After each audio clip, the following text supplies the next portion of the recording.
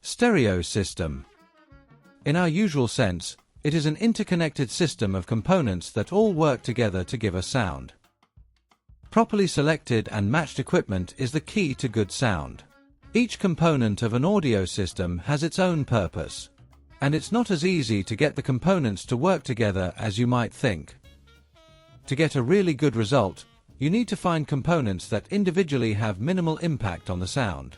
Every device has its weaknesses, and in a good system these weaknesses are invisible, while the strengths are brought to the fore.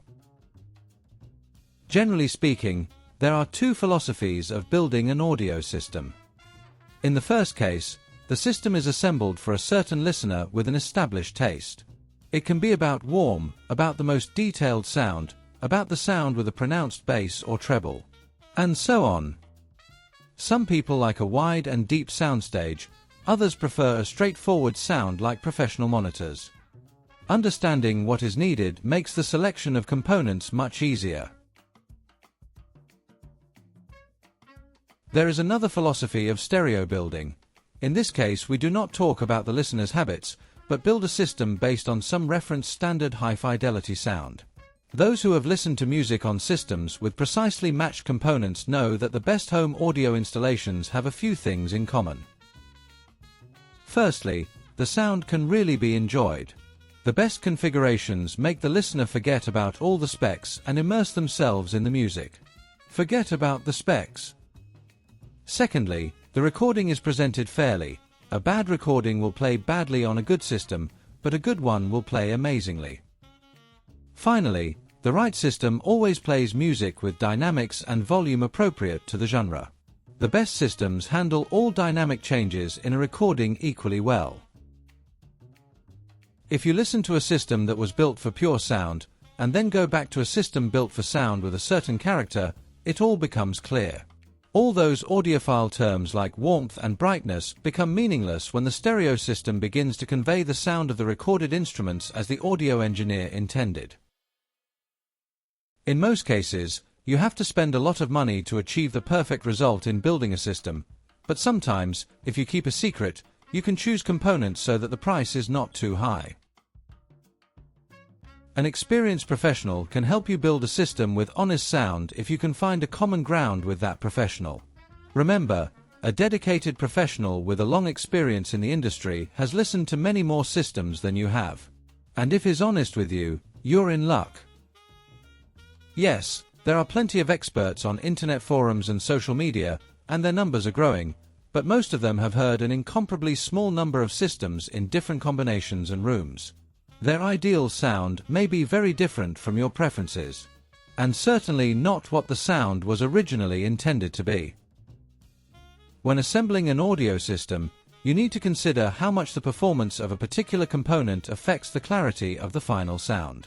This is the most important thing.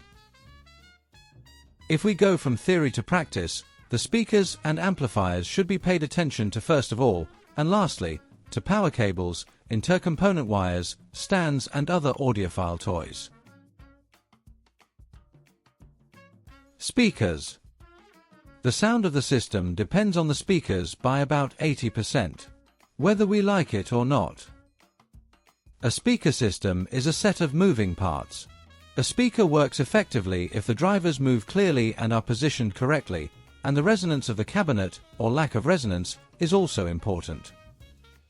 Different models of loudspeakers differ from each other much more than any other components. When selecting speakers, you should choose models that are missing something you don't need anyway. For example, a speaker that only plays from the upper bass is more likely to have a remarkable tonal balance compared to a full-range speaker for the same price. This means that getting quality bass from an inexpensive speaker is a very difficult task. You should also consider your room. The sound will always be better if you choose a model with slightly less bass than you initially desire. Many people want a lot of bass, but it ruins the sound in a small room. That's how this complex science works. There are other questions that it's a good idea to ask yourself before you buy. How loud does the system need to be? Is the room large or small? How far away from the walls will you put the speakers? The answers to these simple questions will help you choose the right acoustics. The amplifier. It is the main partner of the speaker. It is the main friend, servant, and master of the speaker at the same time. These two should be treated as a whole. The sound of the speakers largely depends on the work of the amplifier: impedance, speaker sensitivity, and overall tonal balance. It is not uncommon for an amplifier to be unable to really drive the speakers. But according to the specifications, everything seems to be suitable. Again, specifications. They're important if you understand the subject at a professional or at least advanced level. But often amplifiers with seemingly inappropriate specs and modest performance will produce good sound if the initial matching with the speakers has been properly considered. Source.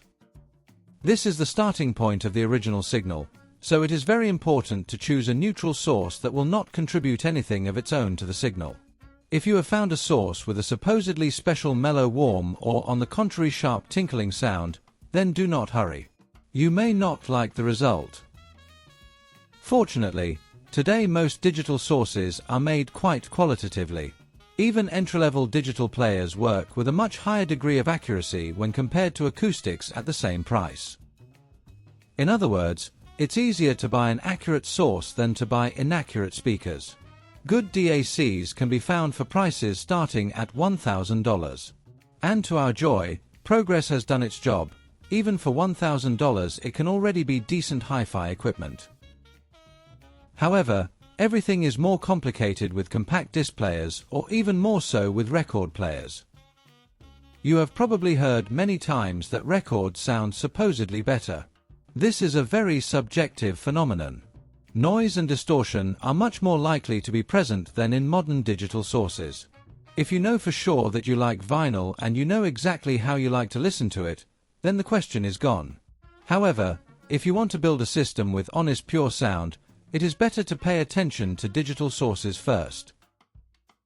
Whether or not to buy an analog source is up to you. However, it is advisable to have at least an approximate understanding of how vinyl sounds before buying a turntable.